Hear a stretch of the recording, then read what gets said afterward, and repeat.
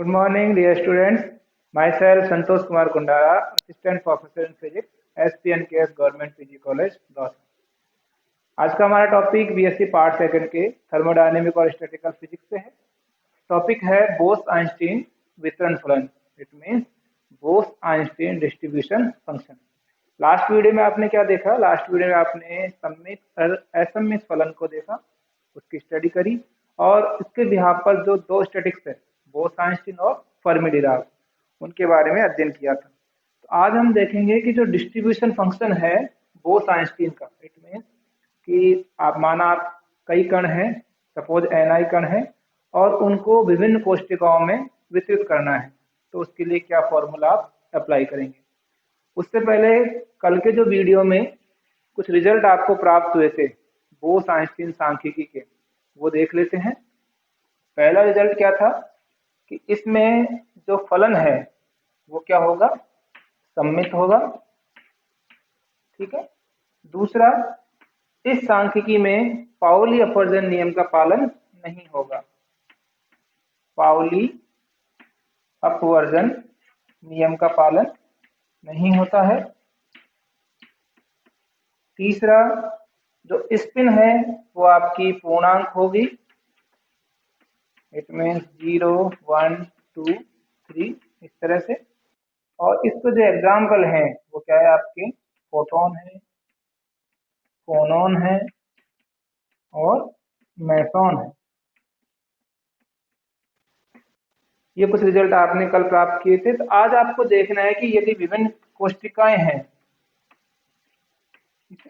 विभिन्न कोष्टिकाएं हैं G1, G2, G3 और उनमें विभिन्न कणों को जैसे N1, N2, N3, और यदि कलेक्टिवली बोले तो Ni कणों को Gi कोष्टिकाओं में किस प्रकार वितरित किया जाएगा वो आपको कैलकुलेट करना है, डिस्ट्रीब्यूशन फंक्शन निकालना है। तो उसके लिए जो ऊष्मागतिकी प्रायिकता का मान दिया गया है वहां से शुरुआत करते हैं कि इस जो सांख्यिकी है बोस-आइंस्टीन सांख्यिकी, उसमें ऊष्मागतिकी प्रायिकता का मान क्या दिया गया है?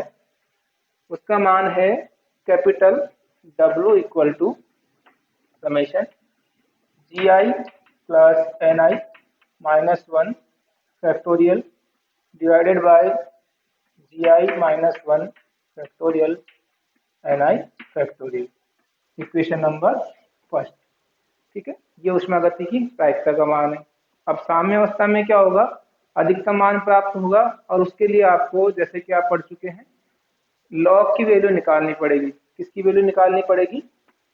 W के लॉग की। तो समीकरण 1 का लॉग लेंगे, ln W equal to summation I, it will be ln Gi plus Ni minus 1 factorial minus ln Gi minus 1 factorial minus ln Ni factorial, equation number 7, ठीक है। क्या किया हमने? समीकरण 1 का लॉग ले लिया। अब यहाँ पर क्या प्रतिबंध लगा सकते हैं कि Gi और Ni के मान बहुत अधिक हैं या एक के कंपैरिजन में बहुत ज़्यादा हैं, तो यहाँ पर एक को नेग्लिजिबल मान लेंगे Gi प्लस Ni के करस्पॉन्डिंग और Gi के रेस्पेक्ट में। तो समीकरण 2 को किस तरह लिख सकते हैं? ln W equal to summation I ln Gi plus Ni factorial minus ln Gi factorial minus ln Ni factorial, समीकरण नंबर 3। अब अधिकतम मान प्राप्त करने के लिए क्या होना चाहिए?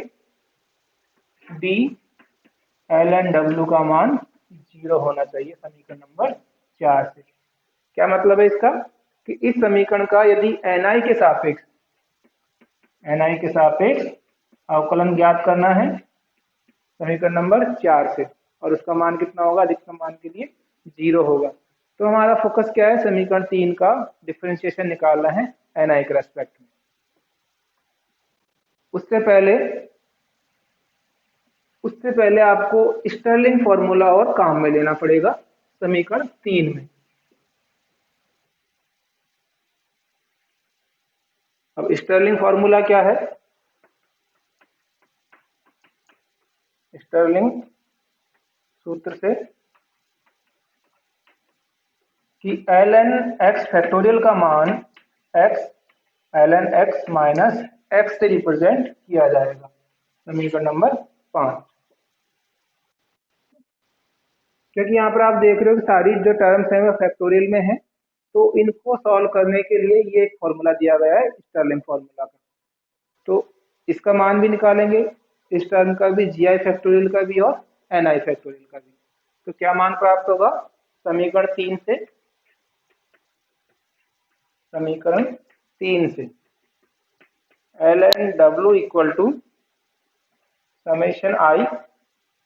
सबसे पहले इस टर्म का मान कैलकुलेट करते हैं, जी आई प्लस एन आई ln जी आई प्लस एन आई माइनस एक्स, एक्स का मतलब g I plus N i, ji I plus N i. ठीक है, ये मान तो किसके लिए हो गया है? इस टर्म के लिए। ln ji I plus N i का फैक्टोरियल मान निकाला है इससे, x ln x minus x.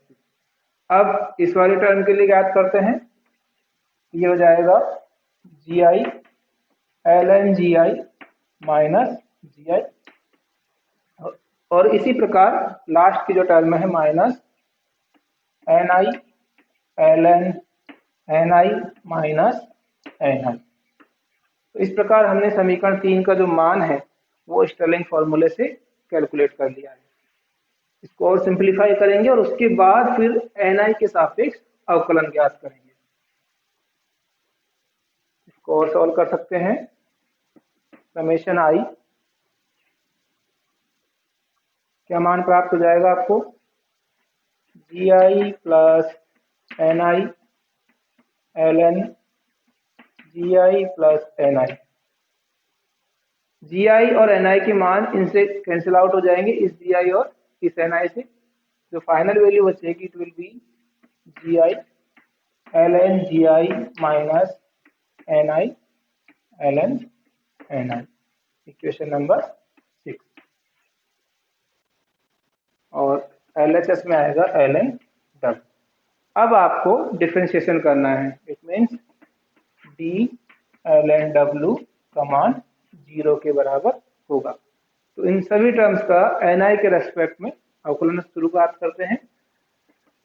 इस पहली टर्म का क्या हो जाएगा? Summation I ji I plus N I divided by ln का कर रहे हैं पहले, जी आई प्लस एन आई, और ये हो जाएगा डी एन आई। अब इस टर्म का करते हैं, तो जी आई का जो अवकलन है वो एन आई के रेस्पेक्ट में शून्य होगा और इसका मान आ जाएगा डी एन आई, और ये टर्म हो जाएगी L n g I plus N i. ठीक है, ये तो हो गई एक। अब इसका अवकलन करना है आपको। अब यहाँ पर आप देखिए ये पूरी टर्म किसकी है? जी आई की टर्म है, तो इसका टोटल अवकलन शून्य हो जाएगा। और इस वाली टर्म का करेंगे तो n I divided by n i D N आई और plus d N i l n n i, समीकरण number 7।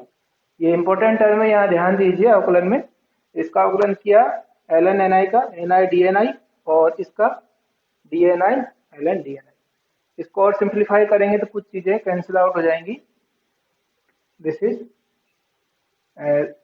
Will also cancel out, तो डी एन आई से डी एन आई कैंसिल हो जाएगा।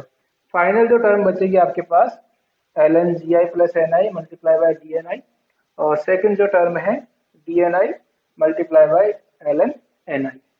तो इनको कंबाइंड रूप से लिख सकते हैं, क्या मान प्राप्त होगा?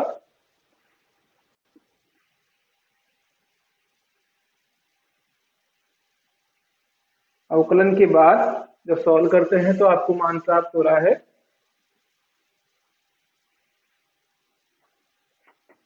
समेशन आई, ये वाला डी एन आई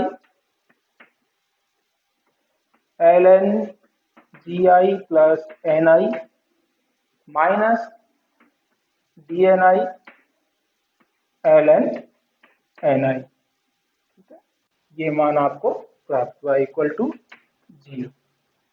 और इसको कैसे लिख सकते हैं, summation I ln gi plus N I divided by n आई।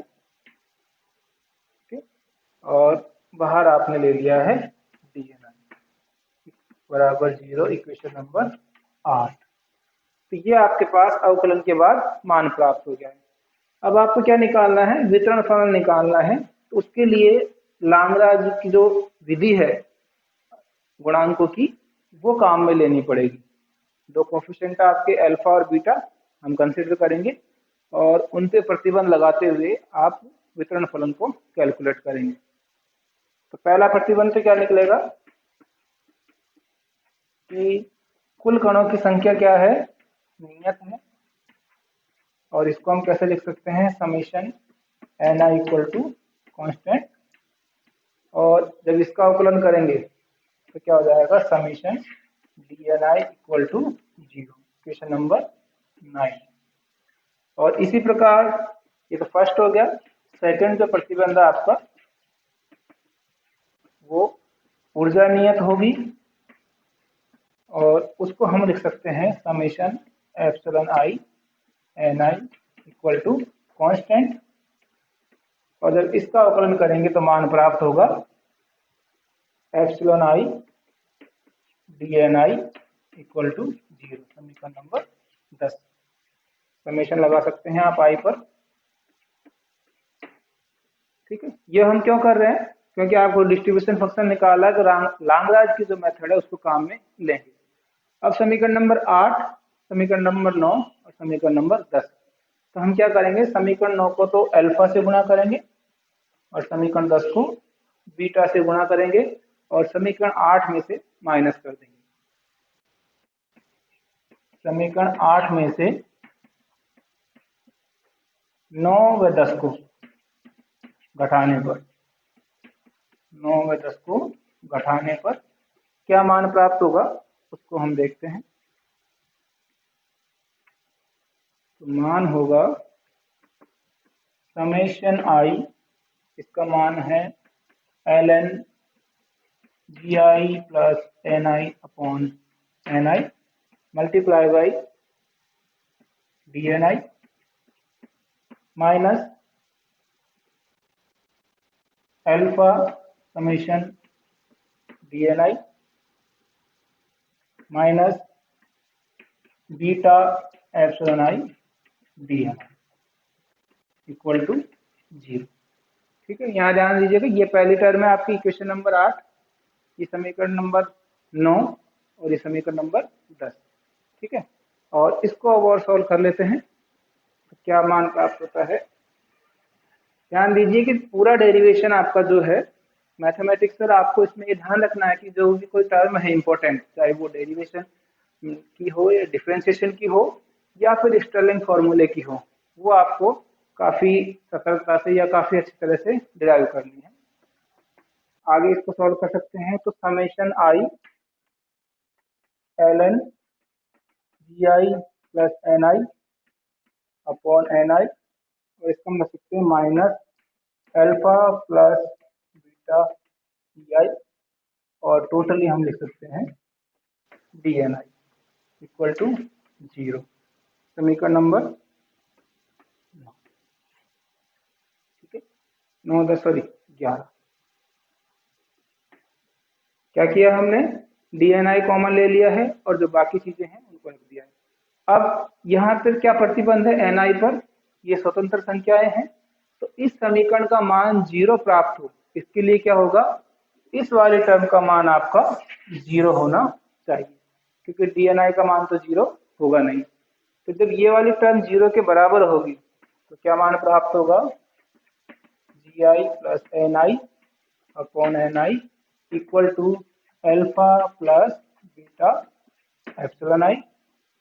और सॉल्व करेंगे इसको तो क्या मान प्राप्त हो जाएगा, g I upon ni plus 1 equal to e raised power epsilon beta i. Question number 12।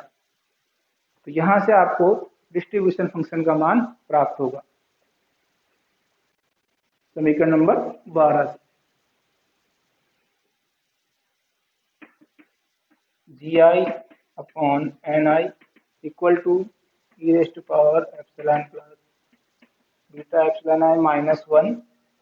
और यदि एन आई का मान निकालें तो n I equal to ji I upon E raised power epsilon beta sorry alpha plus beta epsilon I minus 1। Question number 13। तो ये जो समीकरण प्राप्त हुआ है समीकरण 13 N I equal to ji I upon E raised power alpha plus beta epsilon I minus 1 यह व्यक्त कर रहा है बोस आइंस्टीन डिस्ट्रीब्यूशन फंक्शन को। क्या मतलब है समीकरण का कि एन आई कणों को जी आई कला कोष्टिकाओं में किस प्रकार से वितरित किया जाएगा। आगे जब कैलकुलेट करेंगे तो बीटा का मान 1/kT प्राप्त होगा और ये डिस्ट्रीब्यूशन फंक्शन आपको प्राप्त। तो समराइज करें आज की वीडियो में हमने क्या देखा। पिछले लेक्चर को कंटिन्यूशन में रखते हुए बोस आइंस्टीन डिस्ट्रीब्यूशन फंक्शन को प्राप्त किया और इससे ये ज्ञात कर सकते हैं कि कणों का वितरण किस प्रकार कर सकते हैं।